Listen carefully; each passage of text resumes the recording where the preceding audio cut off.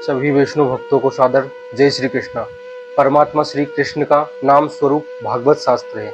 संसार में भगवान ने अपने स्वरूप को छिपाया है। भगवान है पर भगवान का दर्शन नहीं होता है। भगवान ने नाम को प्रकट कर रखा है। जो शक्ति भगवान में है वही शक्ति भगवान के नाम में भी है। भगवान का दर्शन नहीं होता है। किसी को दर्शन करना हो तो वह भगवान को पकड़ नहीं सकता। 2 मिनट 3 मिनट भगवान दर्शन देते हैं फिर अदृश्य हो जाते हैं। भगवान के नाम को मानव पकड़ सकता है। जहाँ नाम है वहीं भगवान है। नाम सेवा से ही मन की शुद्धि होती है। मन को भगवान के नाम में रखो, नाम का ध्यान करो। रूप का ध्यान करना कठिन है। भगवान के स्वरूप का ध्यान करने में संसार के चित्र आंखों के आगे आते हैं। भगवान के नाम का ध्यान करो, नाम का चिंतन करो, नाम का स्मरण करो, नाम जप करो। नाम सेवा से ही बिगड़ा हुआ मन शुद्ध होता है। मानव का जन्म बिगड़े हुए मन को शुद्ध करने के लिए ही हुआ है। मानव अपने मन को शुद्ध कर सकता है। मन को शुद्ध करने का एक ही उपाय है, मन को भगवान के नाम में रखो। भगवान का नाम छूट जाए दुख होना चाहिए। भगवान का नाम अमृत से भी मधुर है, आनंद देने वाला है। जो सर्वकाल जप करता है उसी को अनुभव होता है। जगत के सभी संतों ने, महात्माओं ने नाम सेवा बहुत की है, तभी उनकी मन की शुद्धि हुई है। भागवत भगवान श्री कृष्ण का नाम स्वरूप है।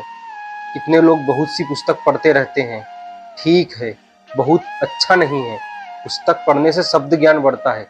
प्रत्येक पुस्तक में थोड़ा भी मतभेद होता है। वह मतभेद मन को चंचल बनाता है। इसमें ऐसा लिखा है, उसमें ऐसा लिखा है। बहुत पुस्तक पढ़ना साधक के लिए अच्छा नहीं है। ये सभी ऋषि बालकृष्ण लाल के सेवक हैं। आप जिसका सेवा स्मरण करते हो आप वैसे हो जाते हो। श्री कृष्ण सारभोगी है, इसलिए श्री कृष्ण की सेवा स्मरण करने वाला वैष्णव सारग्राही बन जाता है। भगवान को माखन मिश्री बहुत प्रिय है। माखन सभी का सार है।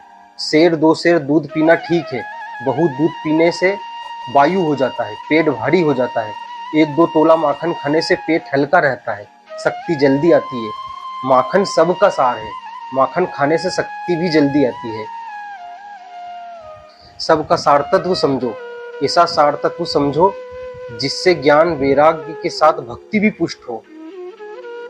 कथा सुनने के बाद संसार के विषयों में अरुचि हो। कथा सुनने के बाद पाप छोड़ने की इच्छा हो।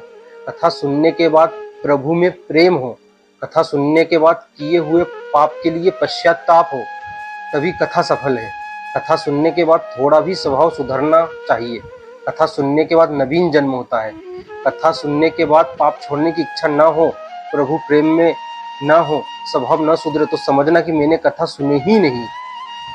कथा सुनने के बाद नवीन जन्म होता है। कथा सुनने के बाद पाप छोड़ने की इच्छा होती है। कथा सुनने के बाद प्रभु प्रेम बढ़ता है। ज्ञान वैराग के साथ भक्ति को पुष्ट करने के लिए भगवान की कथा अवश्य श्रवण करनी चाहिए। जय श्री कृष्ण।